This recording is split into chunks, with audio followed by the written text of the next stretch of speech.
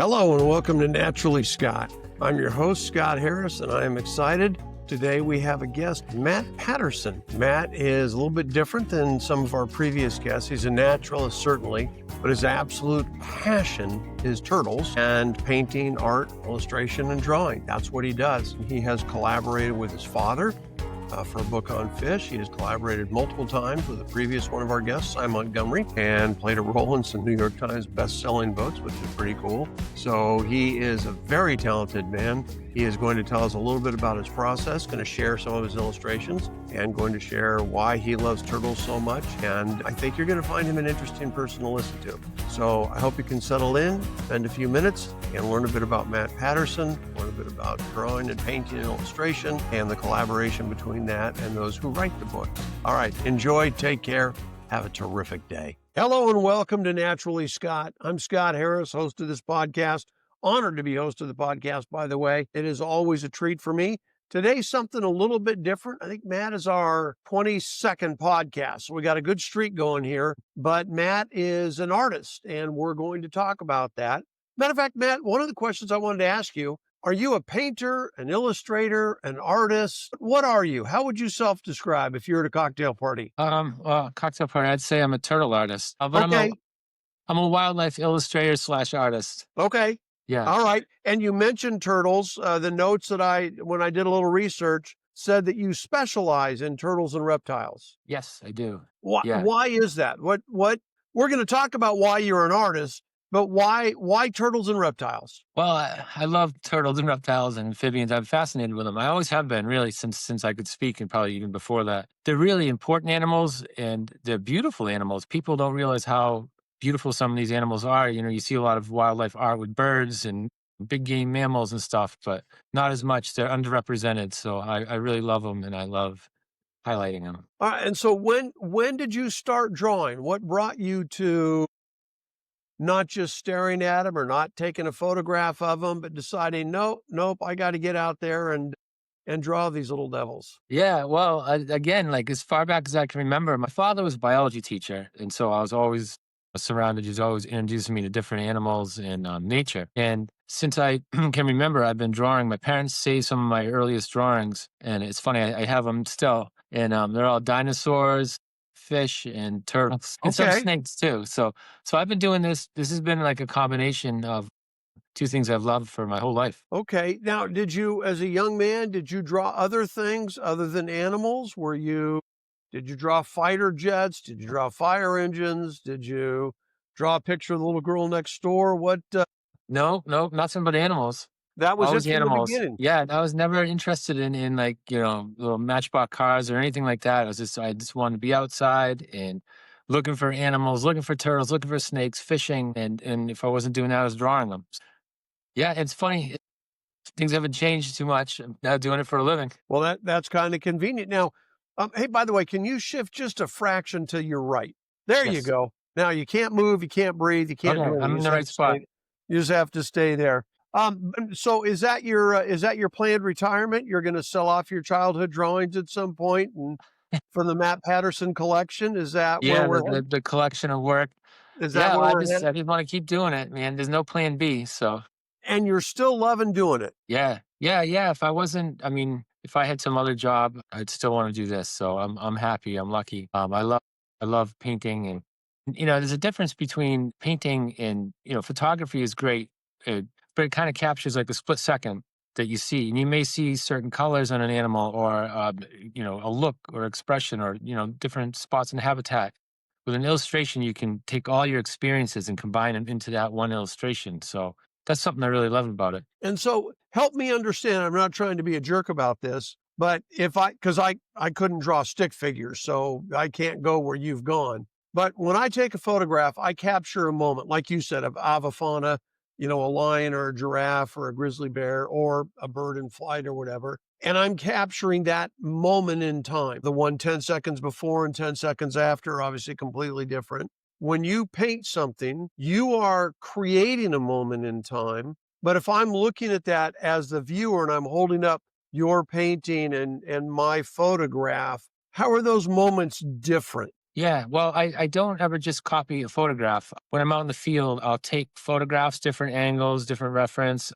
I take notes of things I see, colors I see, certain looks I see, the different plants that are around that animal. And I do sketches, and I use all that to kind of combine into an illustration. So I'm really trying to share my experience with that animal, into that one illustration. And you feel pretty good about how that's gone? Yeah, I think so. Well, now you and I met through Sy Montgomery. For those who don't know, and there aren't very many left who don't know, A lot of people know it. Sy is a New York Times best-selling author. She and Matt have a book out that Matt's going to talk about. It's Sy's 39th book. Matt's done some amazing illustrations, and we're going to talk about that collaboration. And not surprisingly, this 39th book of Sy's is a turtle book. And Right. so tell us how you met Sy. Tell us how you got involved in that. Tell us how many of the books you've worked on, and then walk us through like this current book. How does that collect? Like I've published one children's book, and I worked with an illustrator to do that. But I wrote the book, sent the book to the illustrator. He sent me back the illustrations, and then I would say, I don't want a headband, or let's put a headband but put turtles on it, or minor changes. But we Yeah. didn't really work day by day or page by page or illustration by illustration. So I'd really be curious about how your process is with Sy and then whoever else you collaborate with. Yeah, well, we do have a unique process. We actually have done three turtle books together. So we have a turtle trifecta. But we met about 8 years ago at a art festival, and I had read Soul of an Octopus, and Sy at the time lived a couple towns away from me, and I had emailed her, and so we met at this art festival and quickly became friends and started doing things together. We started doing a lot of turtle things together, like kayaking, looking for turtles, and then soon we were talking about doing some books together. And the first one that came out that we did is the Book of Turtles, and the Book of Turtles is a picture book, and it kind of celebrates the world of turtles, like amazing things that turtles can do. I mean, because turtles, everyone knows what a turtle is, right? And everyone can recognize a turtle, but they're really important animals, and they're really surprising. Like there's turtles that can sprint on land 15 miles an hour. There's turtles with necks longer than bodies. Some turtles can climb, and they're really kind of the foundation of a lot of ecosystems. So it's a picture book about that. And then the next book we did was an adult book, kind of along the lines of Soul of an Was the first Octopus. one a children's book? Yeah, it's a picture book. It's a children's book, but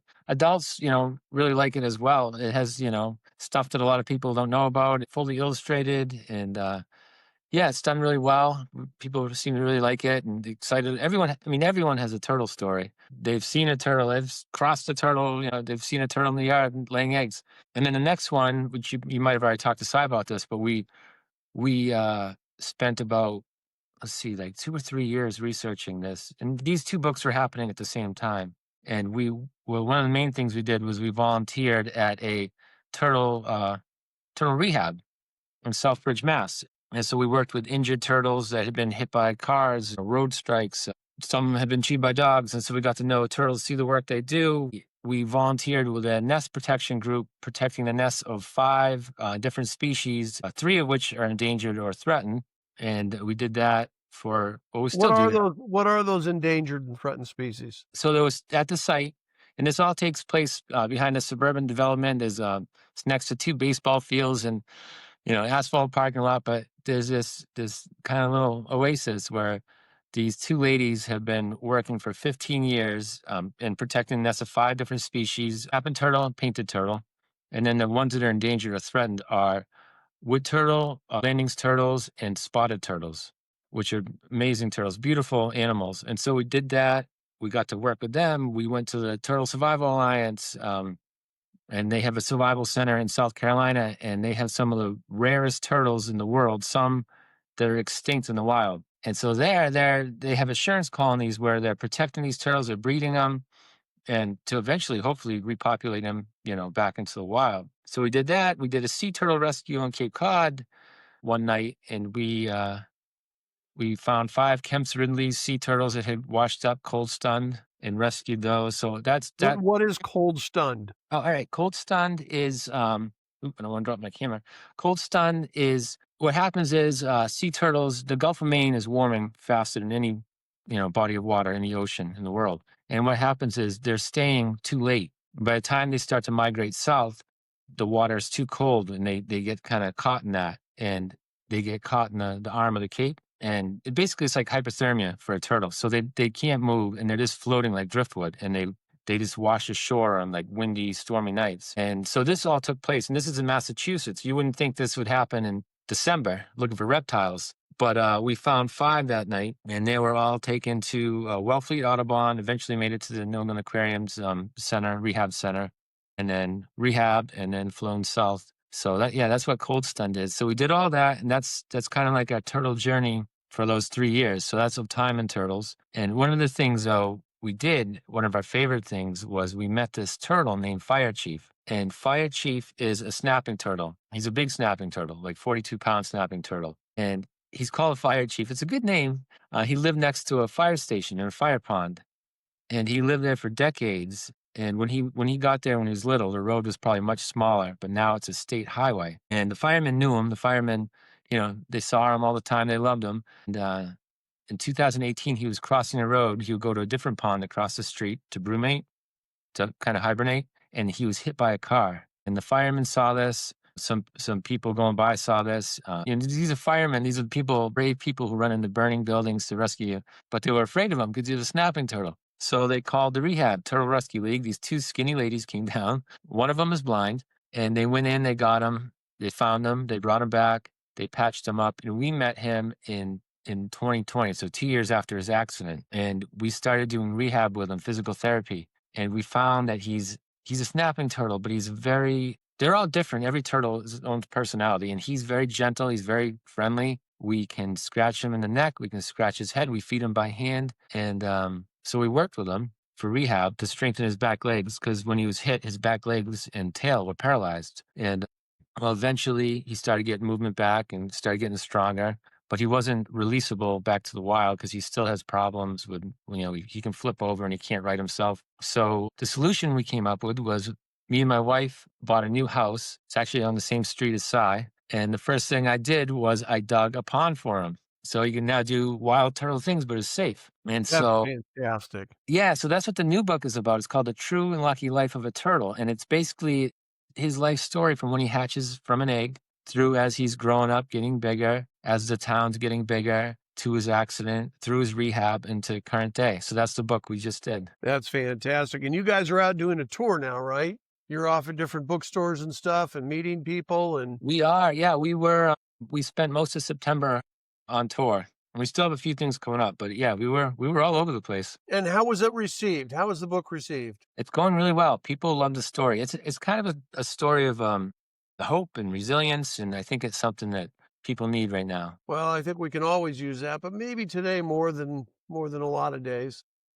Yeah. So now you use the word turtle quite frequently. Do you not paint tortoises, or to you is turtle an umbrella for both those? Yeah, well, that's a good question. That's something we on our talks we get asked all the time. A tortoise is a turtle. A tortoise is just a land turtle, so you can call it a Really? turtle. Yeah, terrapin is a turtle. A terrapin lives in brackish waters, so they're all turtles. So all tortoises are turtles. Not all turtles are tortoises. Basically, All bourbons are whiskeys, not all whiskeys are there you bourbons. go. That's it. Well, when we're retired now, my wife and I, almost 6 years in South Carolina, but previous to that, we lived in Southern California for our whole lives. And the last few years that we were there, we had about an acre and a half and a creek that ran through the property out in Ventura County. I cannot remember the exact designation, but we were some kind of tortoise rescue facility. And so tortoises that they felt kind of like like Fire Chief, that could live outdoors but needed an extra ounce of protection. We would get those. We would get calls from local facilities saying, hey, can you take this over? And so like we built a Saluda area, and Saluda turtles grow massive. And is that the right words? Sulcata. Cicada. Thank you. Yeah, The neighboring county is Saluda. Cicadas, and they grow massive and they strong. do. And Yeah. so we had some of the neighbors. My son was in high school. We had a bunch of his buddies come over, and we dug like these 3-foot trenches and dropped railroad ties in them, and then pounded those in with rebar, and then covered them with dirt, and then built the chain link fence above them to keep those cicadas in there, which worked. And then we'd get other, just desert tortoises and stuff. And so And then we got a couple of turtles. And so we built, I'm sure not a pond anywhere near Fire Chief, 5 foot in diameter, enough so they could have water and swim. And we kept it shallow because these were all animals that were struggling at some level. But it was kind of a cool thing. Yeah. But I did not know that all tortoises are turtles. That's very Yeah. cool. I'm going to look forward to the next time that comes up in conversation. And for There you go. You got something. one of Yeah. the few times in my life, I'm going to look smart. So I want to go back and forward. So I'm going to go back first, but don't let me forget to ask you about the next project that you're working on. Yeah. And I know you did a book with your dad, and I want to talk about that. But Mhm. have you done other collaborations, other books, or do you sell your art independent at galleries and shows? Talk to me about non-Sy art. Yeah. All due I respect to Sy. I no, I do both. I have done my first book was a book I did with my father, a fish book, freshwater fish of the Northeast. 60 You know, some odd paintings or illustrations, right? yeah, yeah, and that was a lot of fun. We did a lot of fishing during that, during the research, and business trips. I got to tell you, I'm writing a book now called American Safari Zoos Without Fences. And so the idea is that there are places in the country where you can go. And if you go to the exact location at the exact time, you're guaranteed, as close as you can be, to seeing the animal. An elephant seal during breeding season in Southern California, or bald eagles in Washington when the salmon are running, or black bears in North Carolina. And my wife and I just finished planning a trip today where we're going to Montana for long-eared owls, Washington for bald Oh, eagles, and Oregon for stellar sea lions. And I love the fact that it's a legitimate business write-off, yeah, and that I'm getting to do that, at this stage of my life, to go out and see those places. So I get what you're saying. yeah, It's kind of cool that you could turn your passion into something. yeah, Anyway, I went off on a tangent. My apologies. You wrote a book with your father, 60 some odd illustrations, and an yeah. excuse to go fishing with To dad go all the fishing, time. to be out looking for fish. Yeah, one of the things during that book, we did a species competition, and the goal was who could catch the most different species of fish. We kept a journal, and that was a lot of fun. We learned about new fish and new techniques and new habitats where they're found. That was my first book. I did a book, The Snake and the Salamander, Reptiles and Amphibians of the Northeast with Al Breich. And he is he's retired now, but he was a herpetologist in the state of New York. And that has, I think, 83 species of snakes, turtles, lizards, frogs, and what am I missing? Salamanders. So those are the two books I did before, and the three with Sy. And I also do fine art, wildlife illustration, where I do paintings and I have them in galleries, and I have some in a few museums. And I'm in a few museum shows right now. Birds and Art is one of them that's going on out in Wisconsin. Kind of both illustration and fine art and wildlife art. That's fantastic. Now, backing up again, we'll use Sy as the example. The collaboration part. Does Sy write the book and you start to illustrate it? Do you go one page at a time together? Is she critiquing your work and saying, you know what, Matt, not what I saw in my head when I wrote that? How does that work? How do you wind up with that Yeah. book at the end? So the picture books are different. Of Time and Turtles, we kind of lived that together, and she wrote that, and it has some illustrations, but it's not an illustrated book really.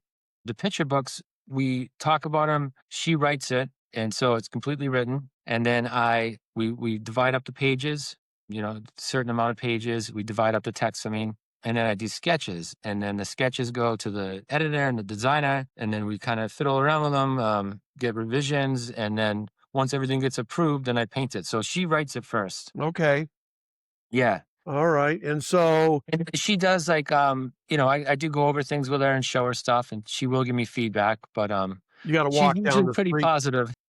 You got to walk down the street to do that, right? Now that you live Well, on the yeah, we're right on the same road now. So which is unusual for in picture books for an illustrator and an author to be working so close together and seeing each other every day. I mean, a lot of times you don't even ever meet, the I never people. met the guy that illustrated mine. Yeah, and that's more normal. That's usually how it works. Yeah. Yeah, So the True and Lucky Life of a Turtle. How many yeah. illustrations are in there? Geez, it's I don't know the exact number. It's in the 30s. Okay. There's a lot. Okay. And then do you take those, the original painting?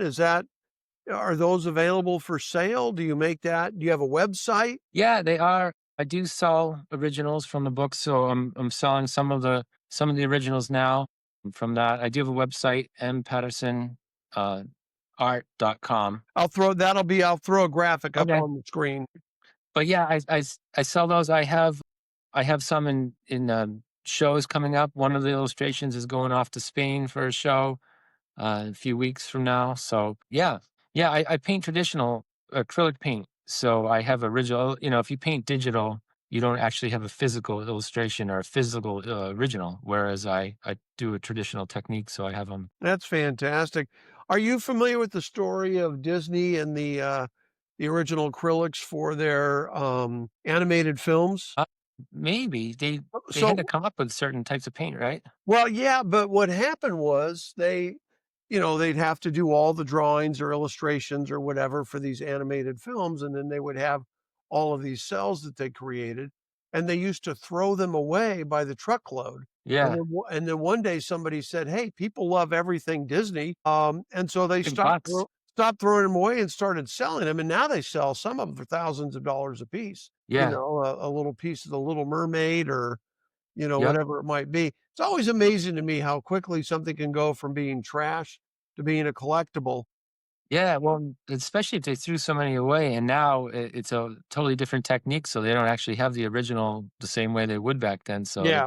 probably more valuable. Yeah, it's a weird deal. Now, when you're doing the illustration, you mentioned you go out and you do research and you're taking pictures and you're taking notes. Do you absorb all of that and sit down at a blank canvas and start? Or do you have pictures paper clipped along the side, and notes on the desk in front of you? When you first start tackling, putting some kind of media together, Yeah. what happens there? Well, I don't just sit down to a blank canvas. I take a lot of different reference photos. I have sketches I'm working with. I have notes, definitely have notes. And then I come up with rough sketches, kind of get an idea of what I want to do, the composition and everything. And then from there I'll go to a more finished final sketch. And once I like it, then I'll start painting and I'll use all those references and kind of combine them. So I do have a lot of stuff all around me when I'm painting. Do A lot you of keep different little clips and stuff, little pieces of paper, little okay, photos. Yeah, it's a mess. If you saw the how the sausage is made, laws and paintings. Do you keep all those early sketches? keep most of the stuff. Yeah, Okay. From the you never know category? yeah. I got a whole bunch of I don't know binders and folders and Can you closets full of stuff. imagine publishing a book someday where maybe there's a final drawing or a final painting, but you show a series of sketches that leads up to that with just a brief story? Because Yeah, I mean, I I think that think would be fascinating yeah, for someone to read. I think people would be interested. I do on social media sometimes, show the process from sketches, early sketches to a finished painting. And as I'm painting, I'll post pictures of usually my hands in it. You can see how, I hold the paintbrush or the pencil kind of funny too. So people always make comments. But yeah, I like showing the process. And I think people are interested because people don't know. Yeah, they really don't. I Yeah. mean, I consider myself a decent photographer, but obviously it's a completely different process. Although we both start by going out in nature and looking for things, and I've discovered Yeah. now, and I'm a relatively new photographer, but I've been fortunate in the number of pictures I've been able to take, and the number of trips and whatnot I've been able to take. And so I realize now that when I go out, let's say I'm looking at a red-tailed hawk, I've got a ton of pictures of red-tailed hawks. So instead of going, "Oh my God, it's a red-tailed hawk, I've got to shoot this thing." Now I'm going out and saying, "Okay, I've got 1,000 pictures of it flying overhead and 1,000 pictures of it perched. What do I want that's a little bit different?" And then I'll start to look to create that shot. Hmm. To say, "Okay, you know what I want to do? I want to get this thing flying off into the sunset over the water as a pontoon boat comes by." And now instead of just snapping shots of going, "Oh, that's crystal clear, that's snap tight." It's like, here's the one I'm looking for. And so I wonder, for you, you're creating that every time. You're creating, you develop a perfect image in your head, and then your job becomes to gather up everything you need to generate it so that when we're looking at the book, we're going, "Wow, that's Yeah. pretty cool." Okay. All right. So what project are you working on now? What are you looking at? Well, me and Cy have another book we're working on. Not turtles. Can you tell us anything about it, or you Yeah, sworn to yeah, I can. secrecy? It's a book about caterpillars. So it's You we did know the those book. aren't turtles, right? They're not turtles. We did the book of turtles. This is going to be the book of caterpillars. Sy already wrote it. I already did the sketches, so I'm starting the illustrations now. And I mean, caterpillars are, again, it's another animal that everyone knows. Everyone can recognize a caterpillar, but there's hundreds and thousands of them, and they're really kind of powerhouses of nature. They kind of fuel everything. So yeah, I mean, But caterpillars they can't are. run. They spend. I just say this. We always think of butterflies and moths. That's when they're finished, and that's when they're beautiful, right? But that's a really short part of their life, and they spend most of their lives as caterpillars. So this book kind of celebrates that, and That's pretty cool. it's pretty amazing some of the ones that are out there. I mean, there's one, the assassin caterpillar, and it's killed more than 500 people just for it's like it has these hairy spikes on it. So it's in Central America and South America, and so if you brush up against it, you're in trouble. There's another one newly discovered. Can't remember the name, but it's little, and it spins this little silk web to hold snails down, and then it eats them alive, and then it takes the shells of the slain victims and it decorates its body with them. So they're wild. They're really amazing animals, and there's stuff that is going to blow people's minds.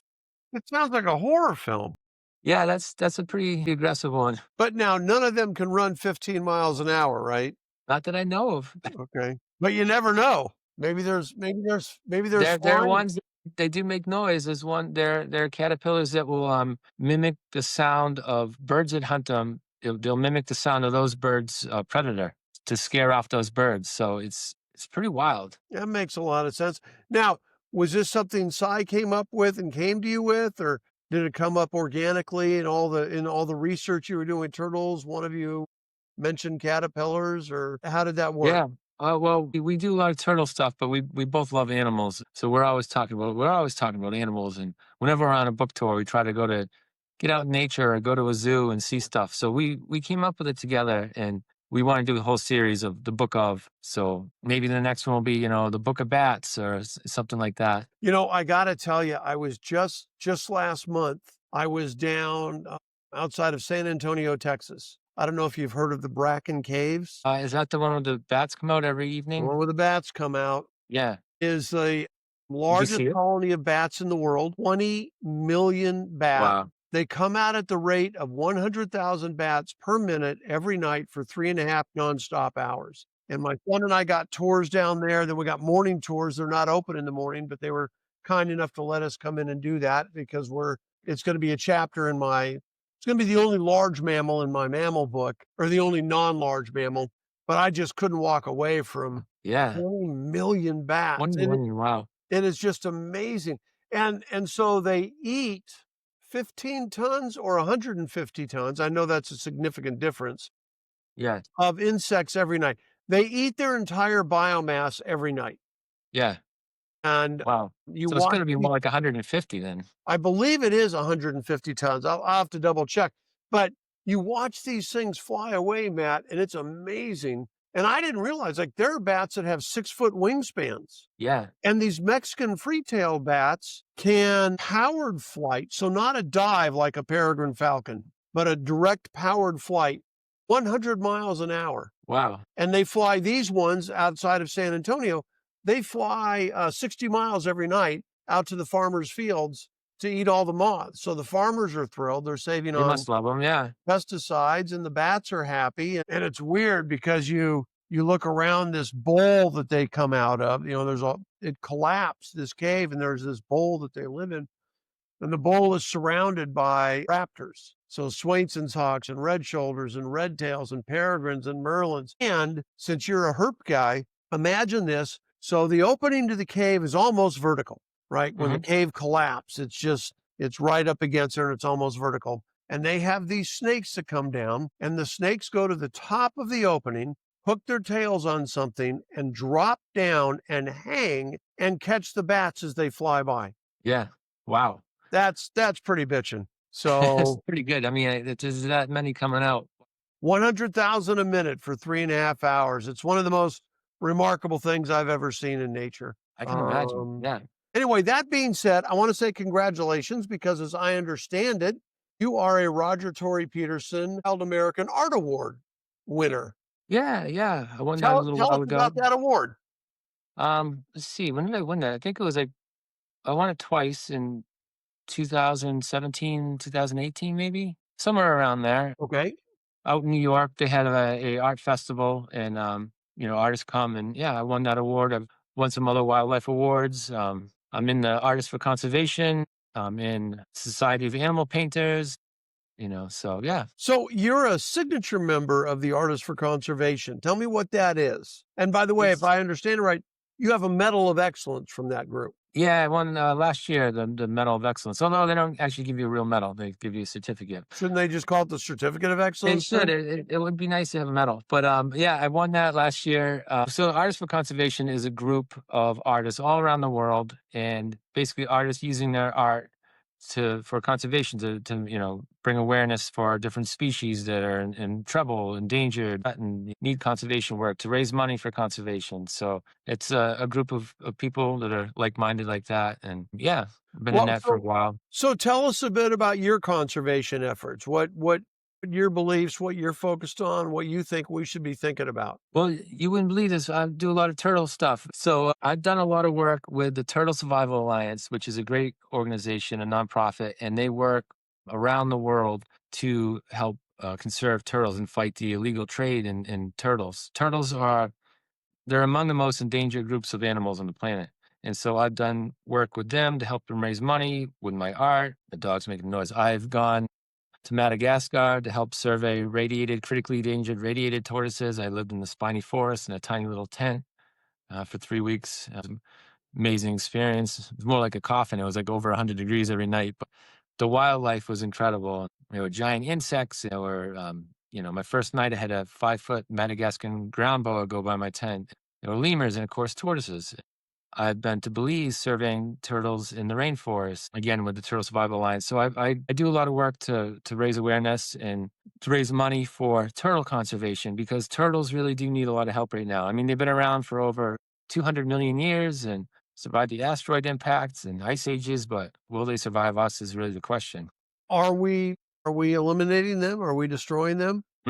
We Is it are. intentional for food? Is it through habitat destruction or climate Yeah, change or everything? it's all that. Habitat loss is a huge problem. Habitat fragmentation. So roads, I mean, roads are fairly new, for a turtle. It's been around for over 200 million years. So habitat loss is a huge problem. Illegal poaching, there's a huge trade called, it's in Asia right now, and it's for turtles for pets and for meat and for non-traditional medicines.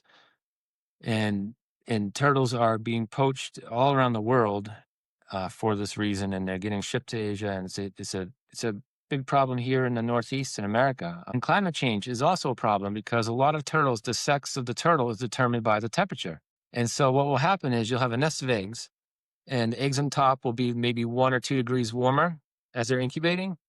The eggs on the bottom are a little cooler, and so the warmer ones become females, the cooler ones are males, and so it's kind of divided. And so if the temperature changes just by 1 or 2 degrees, you get a little bit warmer, you'll get all females, which is happening for a lot of sea turtles. And it gets even hotter, you'll get cooked eggs. And also, if as seas rise, beaches shrink, whereas turtles do lay eggs. So it's really a combination of everything. But the biggest things are poaching and habitat loss. Okay.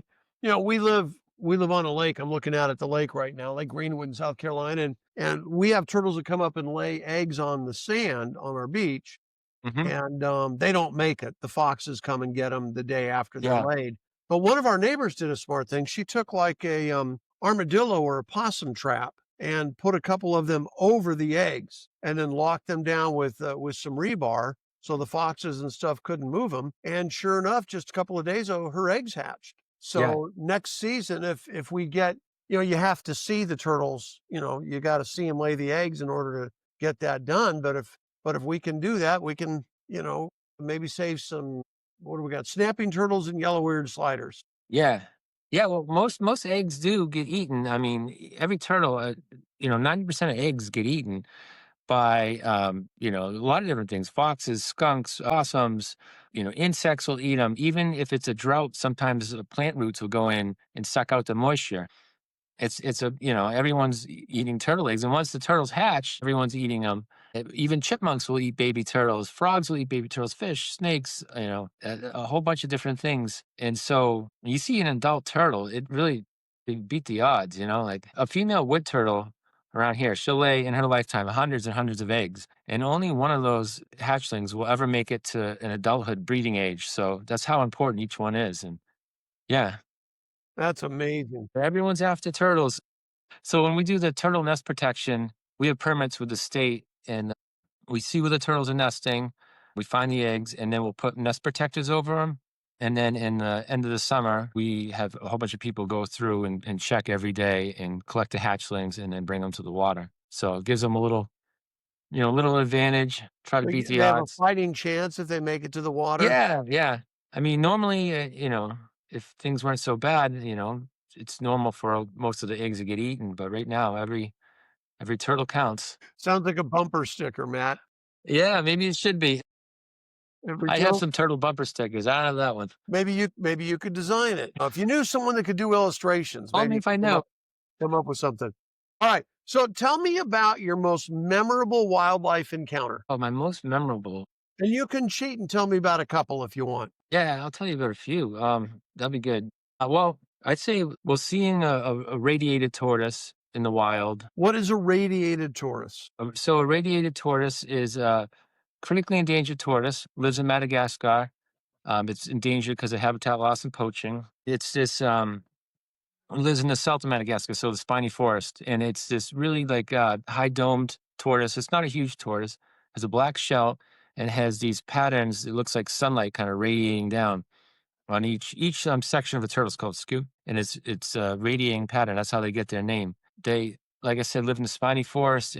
When I was with the Turtle Survival Alliance, I got to go out and help survey them. So I mean, just getting to Madagascar took over 24 hours of traveling. And once I got to the capital, I was exhausted. I had to fly south to Port Dolphin. Let's see, from there, I drove 9 hours down these bouncing dirt tracks. They weren't really roads. They were the rainy season at the time. So there's giant potholes filled with water. And then once I got into the spiny forest, I was at the Turtle Conservation Center where over 8,000 tortoises were being kept that had been confiscated from poaching. And I got to see my first ones there. But seeing the first one in the wild was amazing. I then from there went out with the team to help survey. And I was living in this little tent and, eating terrible food. And the heat was like nothing I experienced. There's no way to escape the heat. There's spines everywhere, constantly pulling spines out of yourself. But seeing in the morning the first radiated tortoise walking around was quite the experience. So that was one of them. See, a few summers ago, I was in Belize and we were trapping and tagging turtles in the rainforest. And I mean, it wasn't just one animal. Just being in the rainforest was an incredible experience. We were about 6 miles into the rainforest in the science center, pretty remote. There was howler monkeys and there were snakes and ants everywhere. And well, I even took home some parasites. So that was a real fun experience. And then as a kid, one more, I remember being with my father when I was really young and just around here. And we were walking up this little brook, really clear, kind of quality brook. And we saw a wood turtle walking on the bottom. And a wood turtle is endangered. I believe it's endangered, it's at least threatened. And it has these bright red legs and this really red neck and dark face. And the shell is brown, but it's kind of sculpted and has these like sunlight patterns on it. And so just watching that turtle walk on the bottom of the brook was something I've always remembered. I've done some illustrations based on that area of seeing him. That's pretty cool. Thanks for those. Yeah. What haven't you drawn that you want to? What haven't I drawn? Well, been painting some birds lately, which has been fun. Are you attracted to a certain kind of bird? Certain I just did species or a family? roseate spoonbill painting a few years ago, which was a lot of fun. I did it after seeing one in the wild. I mean, they're so crazy looking and they're so bright pink and they have like that dinosaur face on them, the bald head with the big spoonbill. So I want to do some more bird paintings. Maybe blue heron is next, and I like doing things I've seen. So I'd love to see a duck-billed platypus and paint that. Where do you go to see a duck-billed platypus? Well, not around here. Fair enough. We're gonna Fair get some enough. more expeditions in the works. So, yeah. Well, maybe just not to Madagascar with the heat and the spines. Yeah. So Any interest or hobbies outside of wildlife than painting?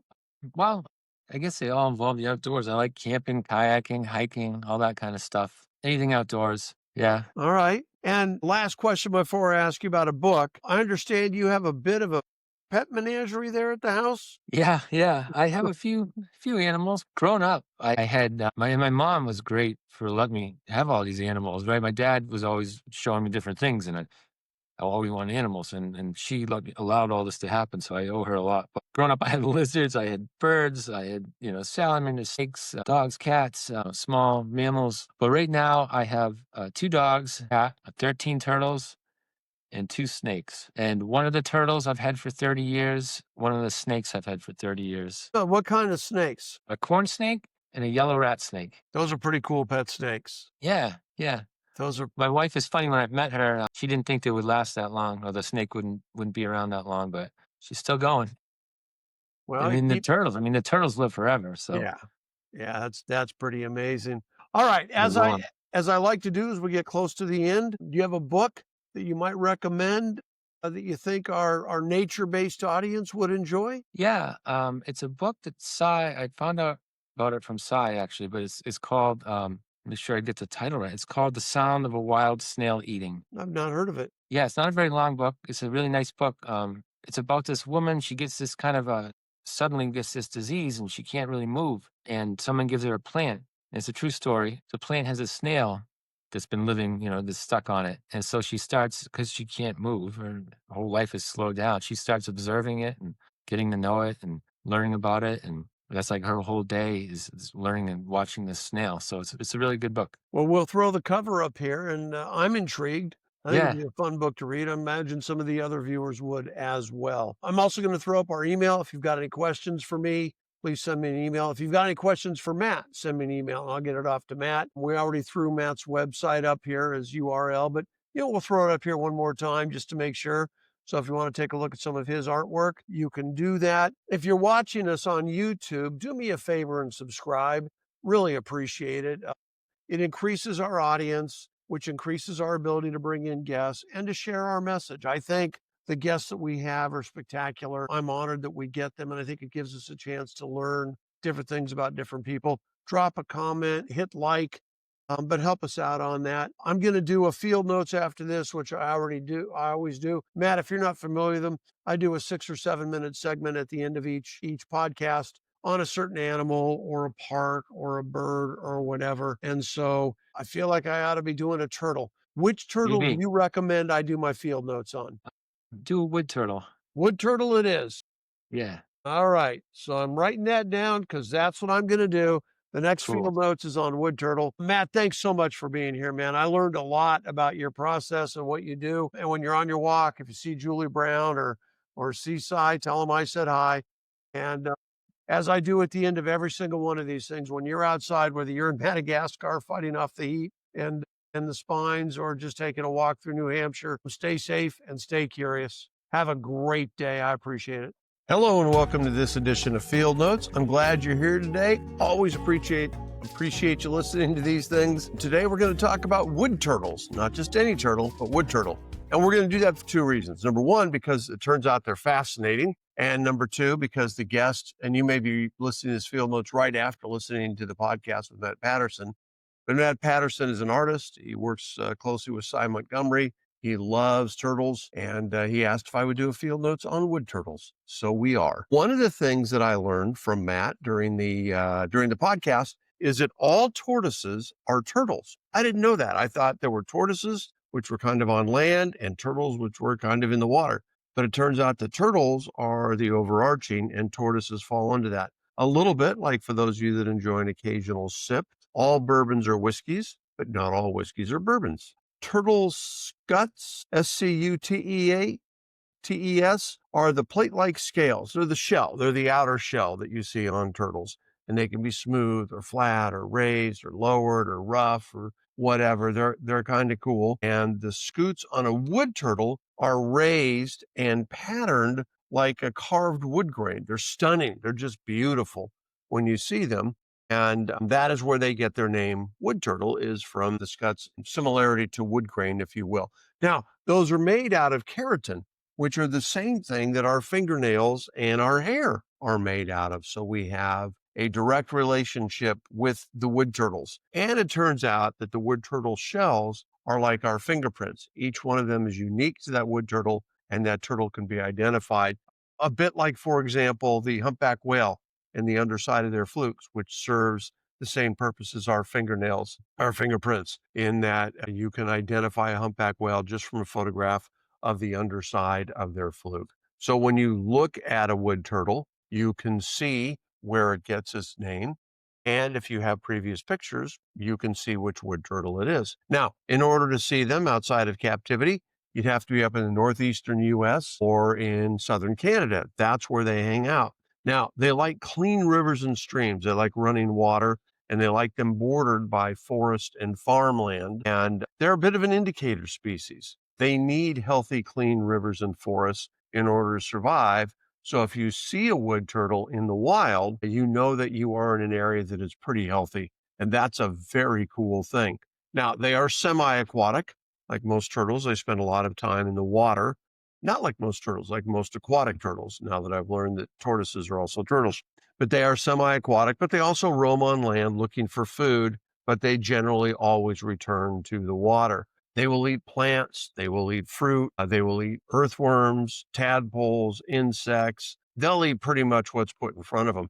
Now, they do have something that is really cool. It's known as the worm stomp. And wood turtles will actually thump on the ground. They'll stump the ground, and that awakens and frightens the earthworms who come to the surface. And unfortunately for the earthworm, they're brought to the surface, and the wood turtle snaps them right up and has a little munch. In the wild, a wood turtle can live about 50 years, which is a good long time. They brumate in the winter, which is very similar to a hibernation. Everything slows down. They don't move. They just let the freeze go by, which in northeastern US and southern Canada happens in the winter. And so that is something that they do and allows them to survive. The danger, and wood turtles are either threatened and maybe even endangered, but the danger to them, the predominant danger, is habitat loss. There is just less space for them to live in. And so as a result, their numbers are crunching down in the wrong direction. But as we have groups that are out there and trying to put land back together and take the opportunity to create these habitats, not just for turtles, but for birds and reptiles and insects and everything else, maybe we can bring a few of these back, which would be great. I'm going to throw up a painting of a wood turtle that was done by Matt Patterson, a fantastic artist, and I think you might enjoy looking at that, so it should be on the screen as we talk. I want to say thank you for listening. I always enjoy this. It's a favorite few minutes of mine when I get to record one of these field notes, and I learn something every single time, as I did here. If you're watching this on YouTube, take a moment, subscribe if you would. It helps us expand our audience, which expands our potential guest base, which expands the information that we're sharing. And, just hoping to get as much information out there about nature, parks, animals, insects, birds, whatever it might be. It's just fun to learn about and valuable for all of us. So again, if you get a chance, if you're watching on YouTube, subscribe and drop a comment, click like. Those things, they don't cost you much. Nothing, but they help us out tremendously. And as I like to say at the end of every one of these things, when you're out there in nature, and hopefully you are, stay safe and stay curious. Have a great day. Thanks for listening. Talk to you next time.